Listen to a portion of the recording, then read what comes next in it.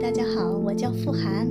疫情宅在家里期间呢，想跟大家分享一些飞机的小知识。